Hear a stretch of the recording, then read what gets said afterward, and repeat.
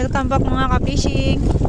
Ayan, so nagkakalas na po kami ng aming area, ng aming huli sa unang area mga ka-fishing. So nakahuli din po kami. Ayan o. Sama namin yung foreigner. Oh. Tayo. Sama namin ulit si Foreigner GR. Ayan, talagang first time kumain ng tayo. Tapos natinik pa po siya. Ayan. Ayan na po mga ka-fishing. So meron pa, ayan po. So kahit na medyo masama yung panahon dahil sa malakas na amihan, so marami pong kawan ng tamban kaya nakahuli po kami.